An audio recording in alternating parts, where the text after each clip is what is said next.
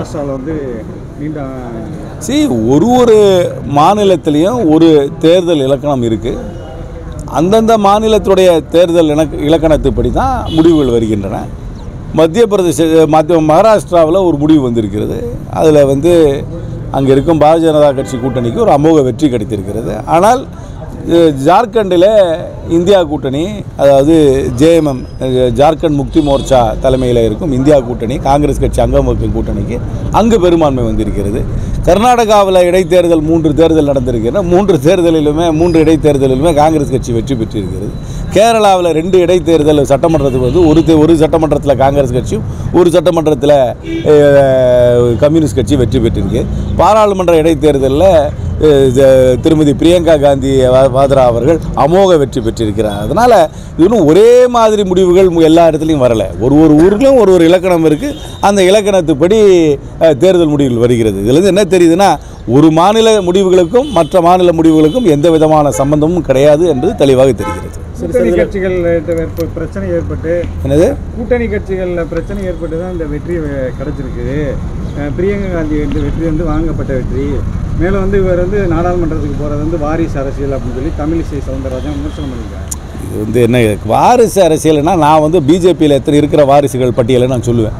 மக்கள் நேரடியாக தேர்தலை சந்தித்தார்கள். தேர்தலிலே மகத்தான வெற்றியை பெற்றிருக்கிறார்கள். யாருக்கும் கிடைக்காத மெஜாரிட்டி இன்றைக்கி பிரியங்கா காந்தி அவர்களுக்கு வயநாடில் கிடைச்சிருக்கு. அதை வந்து பாராட்டினவே தவிர அதுக்கு இல்லாமல் இந்த மாதிரி எல்லாம் வந்து சறுக்கி விழுந்ததுக்கப்புறம் சாக்கு போக்கு சொல்கிறது முன்னாள் ஆளுநருக்கு தென்சென்னையில் தோல்வி அடைந்த வேட்பாளருக்கு அழகாக இல்லை. வயநாடு தேர்தலில் மக்களை வந்து ஏமாற்றிருக்காரு ராகுல் காந்தி. என்னங்க, ரெண்டு தொகுதியில் நிற்கிறது. பல தலைவர்கள் 2 தொகுதியில் நிற்கிறாங்க. ஆனால் சட்டப்படி ஒரு தொகுதியில் தான் வந்து பாராளுமன்ற உறுப்பினராகவோ சட்டமன்ற உறுப்பினராக இருக்க முடியும். ஒரு இடத்த வந்து சட்டப்படி ராஜினாமா பண்ணி அதில் இடைத்தேர்தல் வருது. அதில் இன்னும் கட்சி சார்பாக இன்னொருத்தர் நிற்கிறாங்க, ஜெயிக்கிறாங்க. இதெல்லாம் இயல்பாக நடக்கிற விஷயம் தானே. அதனால் அப்படிப்பட்டாக்க நாங்கள் வந்து பாஜகவனா சட்டத்தை மாற்ற சொல்லுங்கள். யாருமே ஒரு தொகுதிக்கு மேலே நிற்க முடியாது, சட்டத்தை மாற்ற சொல்லுங்கள். ஆனால் சட்டத்தில் இடம் இருக்கே, 2 தொகுதியில் நிற்கலாம், ஜெயிக்கலாம். ஜெயிச்சதுக்கப்புறம் எது வேணுமாலும் வச்சுக்கலாம்னு சொல்லாமல். அப்படி பார்த்தாக்க எத்தனையோ பேர் சட்டமன்ற உறுப்பினராக இருக்கிறாங்க, அவங்க பாராளுமன்றத்தில் நிற்கிறாங்க. அப்புறம் பாராளுமன்றத்தில் ஜெயிச்ச அப்புறம் சட்டமன்ற தொகுதியை வந்து ராஜினாமா சொல்கிறாங்க. அப்போ ஏமாற்றிட்டாங்கன்னு சொல்ல முடியுமா? அப்புறம் பாராளுமன்ற உறுப்பினர்கள் எத்தனையோ பேர் சட்டமன்றத்தில் நிற்கிறாங்க, அதுக்கப்புறம் ராஜினாமா பண்ணுறாங்க. இப்போ குமாரசாமி அவர் வந்து சட்டமன்ற உறுப்பினராக இருந்தார் கர்நாடகாவில். அதுக்கப்புறம் பாராளுமன்ற தேர்தலில் நின்று ஜெயிச்சு மந்திரி ஆகிட்டார். அவர் இப்போ ராஜினாமா பண்ணார்ல சட்டமன்றத்தை. அதுக்கப்புறம் தானே இடைத்தேர்தல் வந்து அவர் பையன் இப்போ நின்று தோற்று போயிட்டார் காங்கிரஸ் கிட்ட. அதனால் அப்போ அதை ஏமாற்றிட்டாங்கன்னு தென்சென்னையில் முன்னாள் வேட்பாளர் வந்து சொல்லுவாங்களா? அதானி பிரச்சனை பெரிய பிரச்சனை தான். அது பெருசாக வரப்போகுது. நாங்கள் முன்னே ஹிண்டன்பர்க் ரிப்போர்ட் வரும்பொழுதே நாங்கள் வந்து இது கூட்டு பாராளுமன்ற குழு விசாரிக்கணும்னு சொன்னோம். அதை வந்து உதாசீனப்படுத்தினாங்க. இப்போ அமெரிக்காவில் இருக்க டிபார்ட்மெண்ட் ஆஃப் ஜஸ்டிஸும் SECயுமே வந்து அவங்க மேலே வந்து ஒரு சார்ஜ் ஷீட் போட்டிருக்கிறாங்க. இதுக்கு மத்திய சர்க்கார் வந்து பதில் சொல்ல வேண்டும். ஏன்னா அதானி குழுமம் நேரடியாக எந்த ஒரு மாநிலத்துக்கும் அவங்க வந்து மின்சாரம் விநியோகம் பண்ணல. SECI solar energy corporation of இந்தியான்னு மத்திய சர்க்கார் கட்டுப்பாட்டில் இருக்கிற நிறுவனத்து மூலம் தான் பண்ணியிருக்காங்க. ஆனால் அந்த SECIக்கு முழு சப்ளை கொடுத்தது வந்து அதானி குழுமம் தான். அதனால தான் வந்து அவங்க வெவ்வேறு மாநிலத்தில் போய் அங்கே இருக்கிற அதிகாரிகளிடம் பேசி அந்த நிறுவனத்திலிருந்து மின்சாரம் வாங்க சொல்லியிருக்காங்க.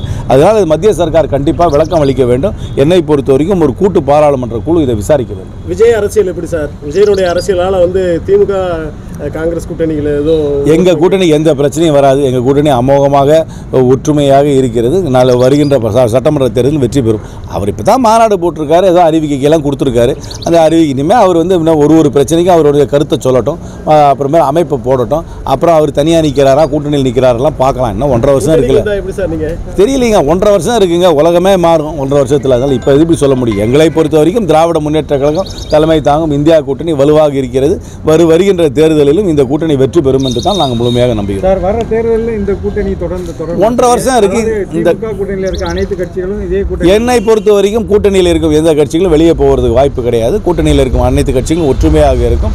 இந்த கூட்டணி கடந்த தேர்தலில் எப்படி வெற்றி பெற்றதோ அதே போல வருகின்ற தேர்தலிலும் இந்தியா கூட்டணி திராவிட முன்னேற்ற கழகம் தலைமை தாங்கும் கூட்டணி வெற்றி பெறும் என்று தான். வடமாநில தேர்தலுடைய வெற்றி வாய்ப்பு சார், காங்கிரஸோட வெற்றி ஒரு மாநிலத்திலும் ஒரு இலக்கணம் உண்டுங்க. ஒரு தேர்தலில் ஜெயிப்போம், ஒரு மாநிலத்தில் ஜெயிப்போம், ஒரு மாநிலத்தில் ஜெயிக்காமல் போகலாம். அதனால் ஒரு மாநில முடிவுகள் வந்து இன்னொரு மாநில முடிவுகளை வந்து ஒரு மாநிலத்தில் இருக்கிற முடிவுக்கும் இன்னொரு மாநிலத்தின் முடிவுக்கும் சம்பந்தமே கிடையாது. இப்படி பார்த்தா ஜார்க்கண்டுக்கு முடிவுக்கும் மகாராஷ்டிரா முடிவுக்கும் சம்பந்தம் இருக்கா? சம்பந்தம் கிடையாது. கர்நாடகாவில் இடைத்தேர்தலில் வெற்றி பெறுவதற்கும் உத்தரப்பிரதேசில் இடைத்தேர்தலில் தோல்வி அடைவதற்கும் சம்பந்தம் இருக்கா? சம்பந்தம் கிடையாது. அந்தந்த மாநிலத்தில் நடக்கிற தேர்தல் அந்தந்த தேர்தல் தான், அவ்வளோதான். சீமான சந்திச்சு வந்து தமிழக அரசியலில் பேச பொருளாயிருக்காரு. அடுத்ததாக படம் எடுக்கலாம் 2 பேரும் சேர்ந்து பண்ணணும்.